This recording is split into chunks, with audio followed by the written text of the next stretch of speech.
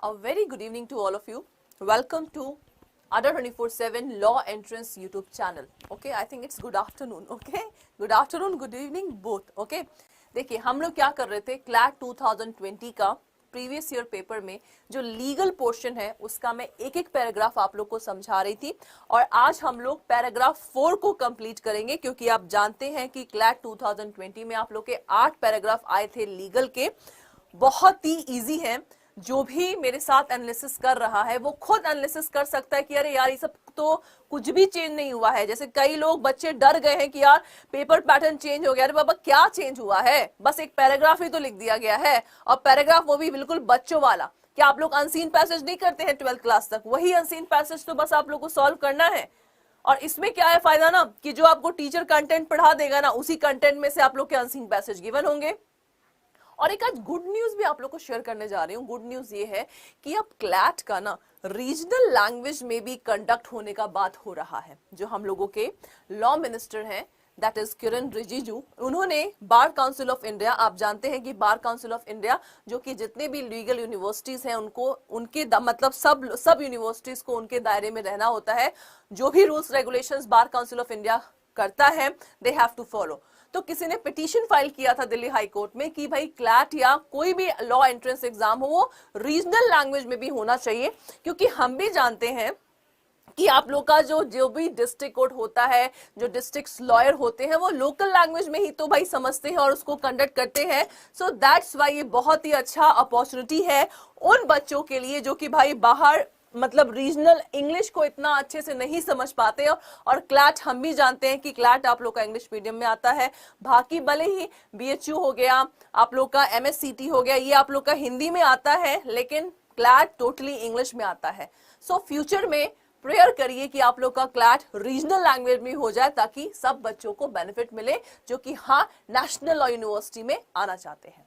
तो आज का टॉपिक क्या है? सिंपली आज का टॉपिक है मेरा, मैंने टॉपिक का जस्ट नाम लिख दिया है, दैट इज मोबाइल लिंचिंग। क्या बोला मैंने? Mobile lynching.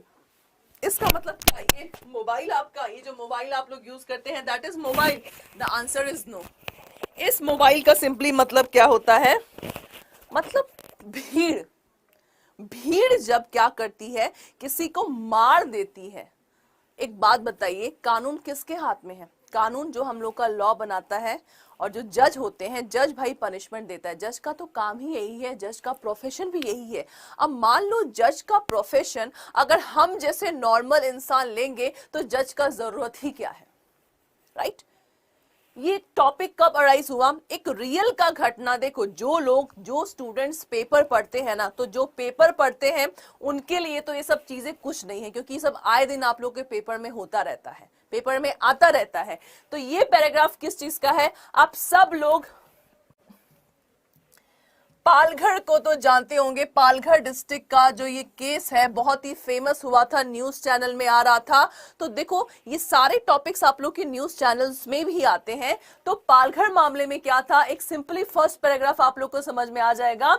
एक आप लोग के 3 मुंबई रेसिडेंट थे, ट्रेवलिंग इन अ फोर्ड, एक गाड़ी में घूम रहे थे, were allegedly lynched late on Thursday night.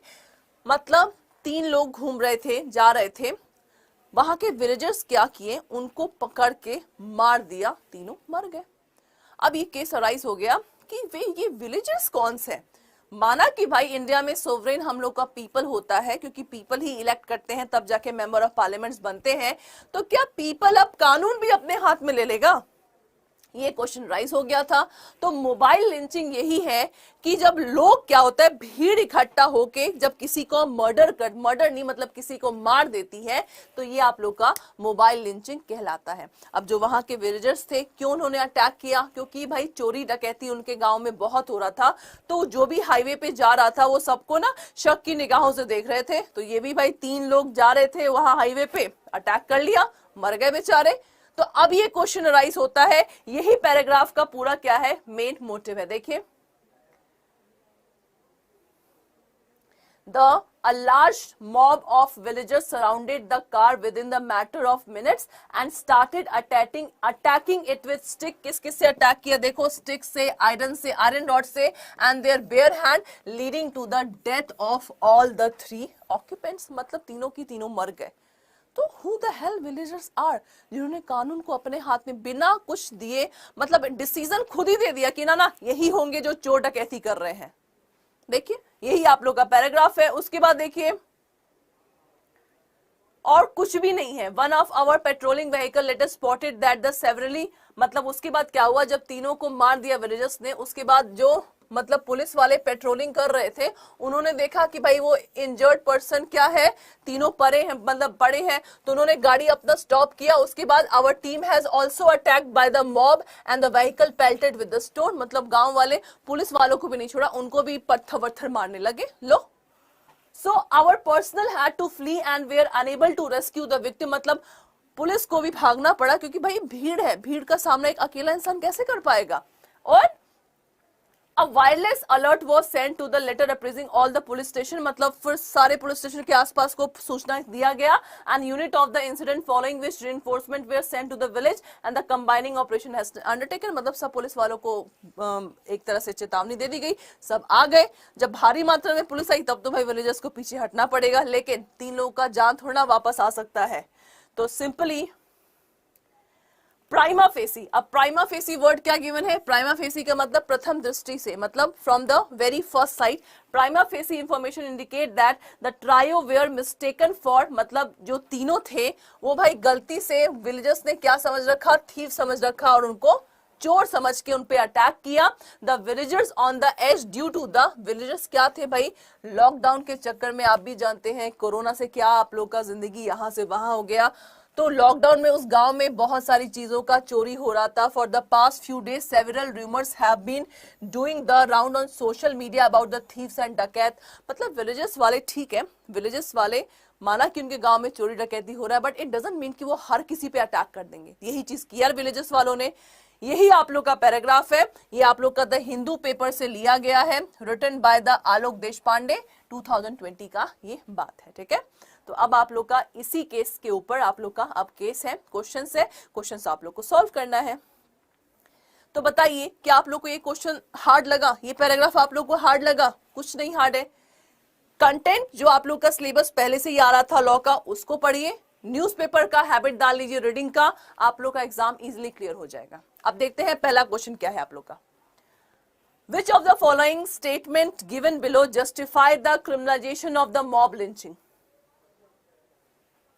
In a democracy, the actual power rests with the power and their action cannot be penalized by the state. What is this? ये क्या लिखा हुआ है? डेमोक्रेसी में माना कि भाई सारा पावर पीपल के पास होता है, लेकिन उनके एक्शन को पेनलाइज नहीं किया जा सकता. हाँ, दूसरा क्या है, there is no law in India which specifically prohibits the mob lynching and therefore is justified of the people. मतलब भाई भले ही हम लोग के इंडिया में कोई मॉब लिंचिंग का लॉ नहीं है, तो मतलब जो लोगों ने किया वो सही किया. लॉ नहीं है मतलब कुछ भी करो, क्या नया लॉ नहीं बन सकता हम लोग का? तीसरा, it is impossible to punish the wrong doer in the case of mob lynching. मतलब मॉब लिंचिंग में हमें रॉन्ग डूअर को कुछ नहीं कर सकते. चौथा क्या है, violence can not be the tool to implement the will of majority and such actions are the failure of the state. बिना सोचे समझे आप लोग को आंसर याद आना चाहिए. क्या चीज जस्टिफाई कर रहा है मॉब लिंचिंग को? आंसर इज एब्सोल्युटली, आंसर आपके पास है, D will be the exact answer. कि भाई वायलेंस को हम लोग भले ही इंडिया में सोवरेन पीपल, सोवरेन कौन है? पीपल है, बट दैट डजंट मीन कि भाई आप क्या करते हैं, जो स्टेट को करना चाहिए, स्टेट मतलब जो जस्टिस को करना चाहिए, जज को करना चाहिए, वो आप लोग उसको कर रहे हैं.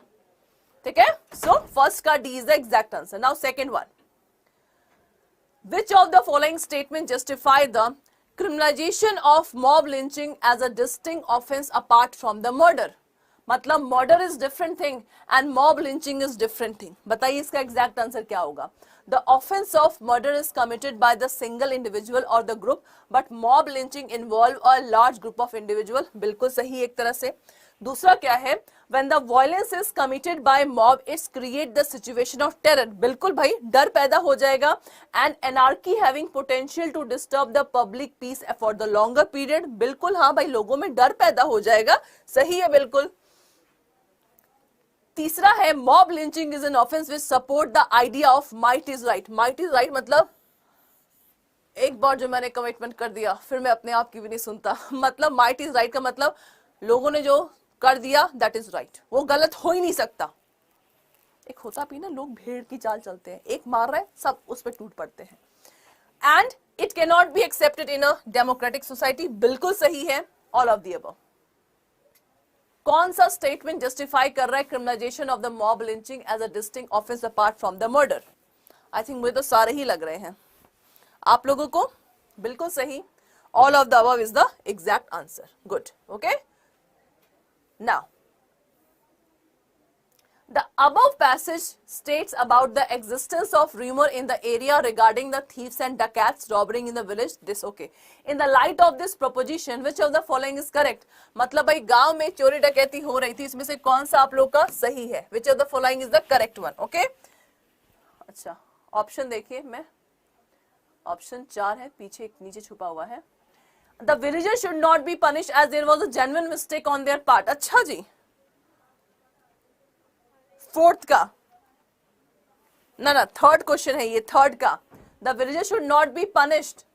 The villagers should be punished as they do not have any right to punish any person unless he is an offender. अच्छा, मतलब ऑफेंडर होगा तो विलेजर टूटर मतलब उसको मार सकते हैं. Next, the villagers should be punished as no individual in the country is entitled to take law in his own hand and punish the wrongdoer.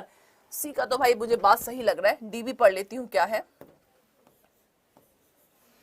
The villagers should not be punished as they have a right to private defense against such incident under which they will even kill a person. What do you think? क्या मतलब वो कुछ भी मार भी सकते हैं? ये तो बिल्कुल ही गलत है आप लोग का D. The villagers should not be punished, should not मतलब should not तो बिल्कुल ही क्रॉस कर दो भाई, उनको पनिशमेंट होना चाहिए. बी क्या है? The villagers should be punish as they do not have right to punish any unless he is offender. मतलब ऑफेंडर को क्या मारने का हक होता है क्या विलेजर्स को? बिल्कुल नहीं. तो ये भी हम लोग का गलत है. सही क्या है? C is the right answer. Okay, now fourth one. In the above passage, which of the following incident is a mob violence would be justified? Mob violence is justified. अच्छा जी, चार ऑप्शन है. The group of people committing the violence against people who are selling meat of animal considered to be scared under their religious belief. Okay. अच्छा, मतलब इसमें क्या चीज आप लोग को ना मॉब वायलेंस को जस्टिफाइड करना है. ठीक है, क्या चीज जस्ट मतलब मॉब लिंचिंग अलाउड हो सकता है. पहला क्या है? Group of people committing violence against people who are selling meat. मतलब एक पर्सन मीट बेच रहा है, that is non veg of an animal, उसमें आप लोग मार सकते हैं. अच्छा जी.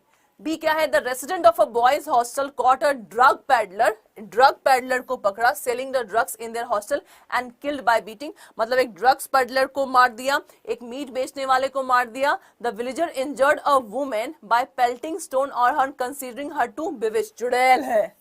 मतलब इन तीनों कंडीशन में मार सकते हैं क्या? मॉब लिंचिंग अलाउड है आप लोग का? बिल्कुल नहीं. सो इसका आंसर क्या होगा? D, that is none of the above. मतलब इतना इजी आप लोग के पैराग्राफ है, मैं तो बिल्कुल नहीं बोल सकती कि आप लोग का हार्ड है. पांचवा देखिए क्या है. Mob lynching can be justified only in circumstances where the religious sentiment और feeling of a large group of people is associated. Okay, because इसमें हमेशा बिकॉज करके पढ़िएगा. Because religious sentiment and feeling are the paramount consideration of the state and should not be inferred with. बिल्कुल सही. Fifth का बताइए exact answer. Mob lynching can be justified, मतलब ये सबसे पहले तो ए ही गलत है. ए ही गलत है क्योंकि ये जस्टिफाइड हो ही नहीं सकता. मॉब लिंचिंग आप लोग कानून को हाथ में नहीं ले सकते हैं. कानून को हाथ में ले लिया तो मतलब भाई पुलिस आप लोग बैठ जाओ, जज आप लोग अपने घर पे बैठ जाओ. दूसरा क्या है? Religious sentiments and feeling are the paramount consideration for the state should not be interfered with. मुझे तो दोनों ही आप लोग के गलत लग रहे हैं. Fifth one, A and B both are wrong. So this is the exact answer.